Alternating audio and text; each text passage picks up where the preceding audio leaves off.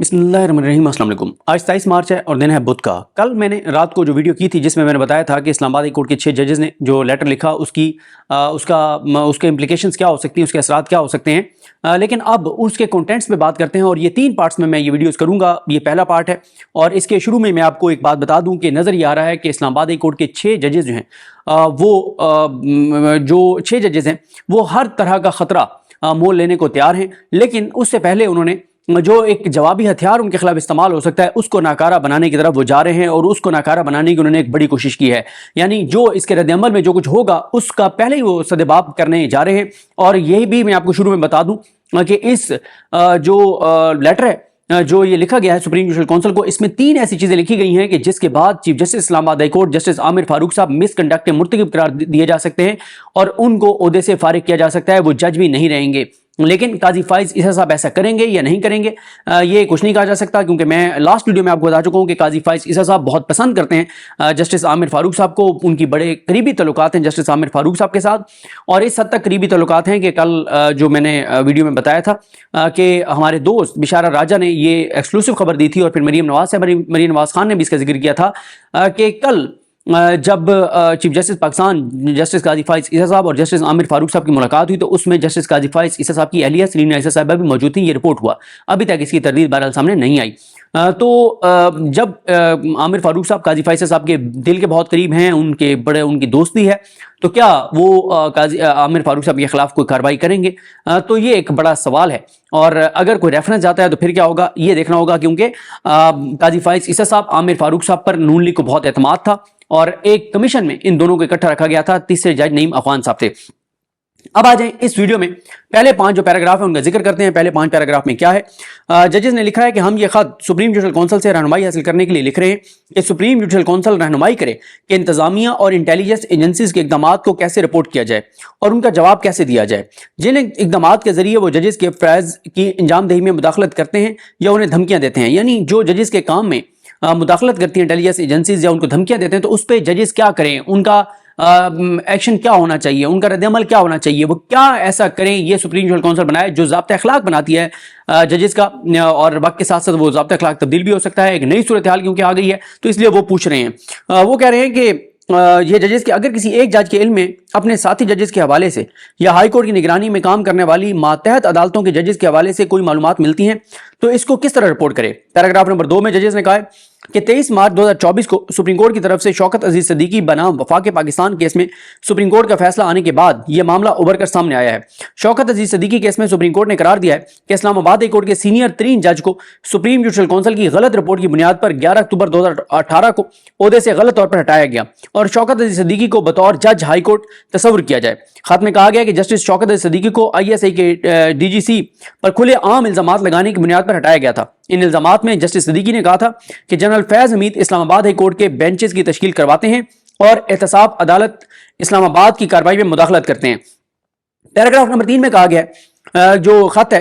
कि chief of army staff उस वक्त जनरल बाजवा साहब थे और वफाकी हुकूमत ने जस्टिस सिद्दीकी के खिलाफ शिकायत दायर की थी। उसके अलावा रजिस्ट्रार सुप्रीम कोर्ट ने जस्टिस सिद्दीकी की जानिब से लगाए गए इल्जामात पर उस वक्त के चीफ जस्टिस ऑफ पाकिस्तान की तवज्जो मबजूल करवाई थी। खत में कहा गया कि सुप्रीम कोर्ट ने जस्टिस शौकत सिद्दीकी के मुकदमे में करार दिया है कि किसी जज को मिसकंडक्ट के इल्जामात की इंक्वायरी के बगैर मनसब से नहीं हटाया जा सकता।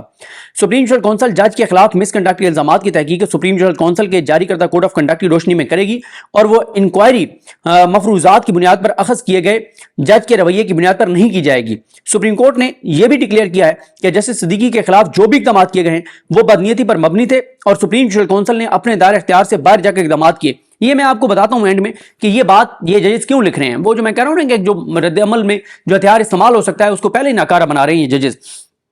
पैराग्राफ नंबर 4 में ये कहते हैं कि अगरचे सुप्रीम कोर्ट ने जस्टिस सिद्दीकी को एक हद तक इल्जामात से बरी कर दिया है, ताहम उनको गैर कानूनी तौर पर ओहदे से हटाए जाने के कई साल बाद उनको होने वाले नुकसान का कोई दावा नहीं है। मजीद ये कि क्या उस वक्त के DGC ISI के इक़दाम दर हकीकत इस्लामाबाद हाई कोर्ट और एहतसाब अदालत के काम में मुदाखलत नहीं थे। यह मामला खुला छोड़ दिया गया है और अगर वो इस तरह मुदाखलत करते थे तो कौन लोग हैं जिन्होंने अदलिया की आज़ादी को अंडरमाइन किया है और वो कौन लोग हैं जिन्होंने मुदाखलत के अमल में मुआवनत और सहूलतकारी की। इनका एहतसाब होना चाहिए ताकि मुस्तकबिल में इस तरह के इक़दाम और इस तरह के कंडक्ट को दोहराने का अमल रोका जा सके। खत में कहा गया है कि सुप्रीम कोर्ट के फैसले के बाद जस्टिस सिद्दीकी ने अपना मुतालबा मीडिया इंटरव्यूज में दोहराया है कि ISI के हुकाम की तरफ से अदालती कार्रवाई में इंजीनियरिंग के इल्जामात की तहकीकात होनी चाहिए पैराग्राफ नंबर 5 में कहा गया है कि हम जस्टिस सिद्दीकी की इस दरखास्त की हिमायत करते हैं जिसमें उन्होंने कहा है कि उनकी तरफ से लगाए गए इल्जामात की तहकीकात होनी चाहिए, और हम ये दरखास्त करते हैं कि ऐसी तहकीकात का दायरा कार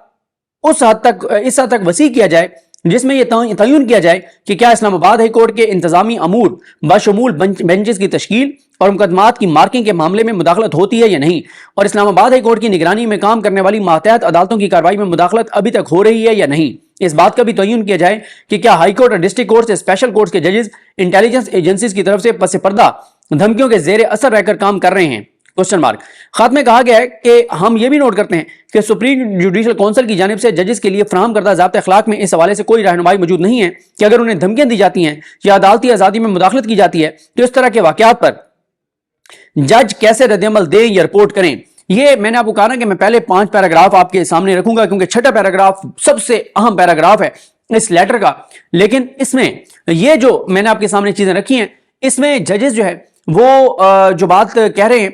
इसमें ये चीज बहुत इंपॉर्टेंट है कि वो ये कह रहे हैं कि अभी भी, यानी वो सीधे सीधे कह रहे हैं, उनकी लैंग्वेज ज़ाहिर है, एक वो जजेस हैं और एक वो बड़े फोरम को लेटर लिख रहे हैं, उसके मुताबिक उसकी लैंग्वेज है, लेकिन वो कैटेगोरिकल ये बात कह रहे हैं कि जनाब आप उसकी भी इंक्वायरी करें, इसकी भी इंक्वायरी करें, अब तक करें, और वो वाज़ेह तौर पर बता रहे हैं कि अभी भी बेंचेस की तश्कील में और केसेस की मार्किंग में बैरूनी जो अनासर हैं वो मौजूद हैं। और ये सीधी सीधी चार्जशीट है जस्टिस आमिर फारूक साहब, chief justice Islamabad high court पर। गो के chief justice Islamabad high court justice Aamir Farooq साहब बहुत बुरी तरह फंसे हुए हैं, क्योंकि होता यह है कि आमिर फारूक साहब के पास जो मामलात आते हैं वो पहले क्या करते थे कि वो जल्दी जल्दी अपने पास लगा लेते थे,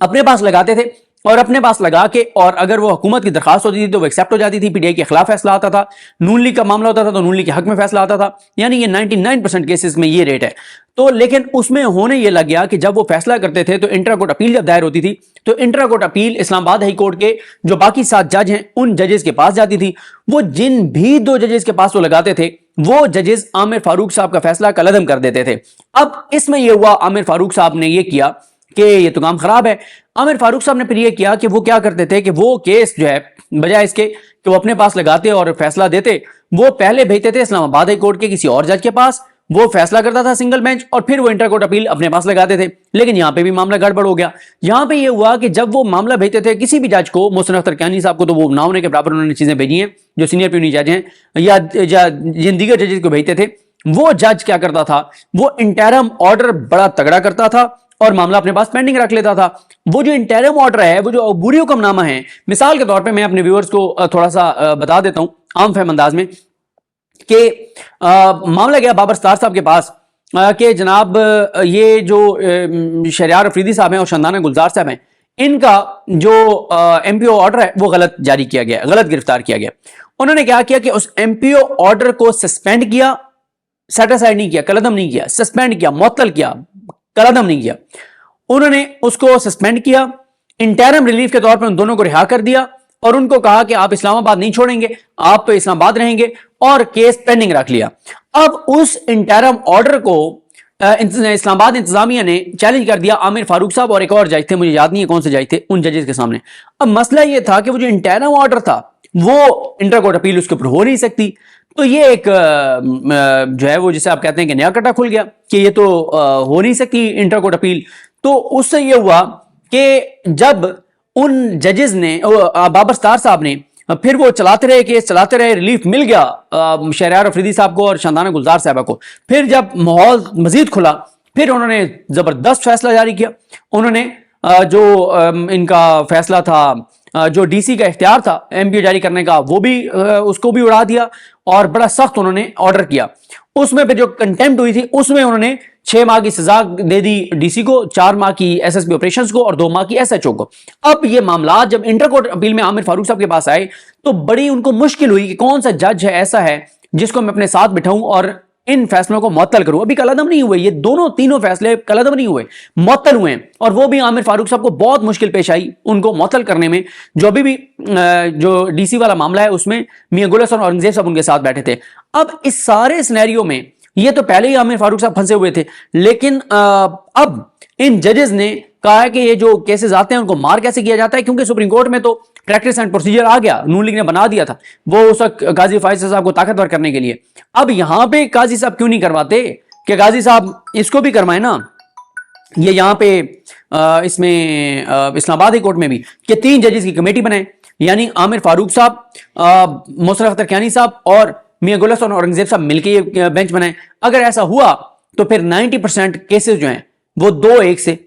2 ججز بینچ بنائیں گے جو کہ محسن اختر کیانی صاحب ہیں اور میاں گل حسن اورنگزیب صاحب ہیں، پھر ان کا اختیار بہت محدود ہو جائے گا عامر فاروق صاحب کا۔ لیکن میں نے آپ کو شروع میں کہا کہ عامر فاروق صاحب کے حوالے سے 3 ایسی چیزیں ہیں جس میں عامر فاروق صاحب جو ہیں وہ مس کنڈکٹ کے مرتکب قرار پا سکتے ہیں، اور اگر یہ چیز ہوئی تو یہ ایک بہت بڑی ڈیولپمنٹ ہوگی۔ لیکن ایسا قاضی فائز صاحب کرتے ہیں یا نہیں کرتے، یہ کہنا قبل از وقت ہے، کیونکہ میں نے آپ کو بتا دیا ہے کہ عامر فاروق صاحب کی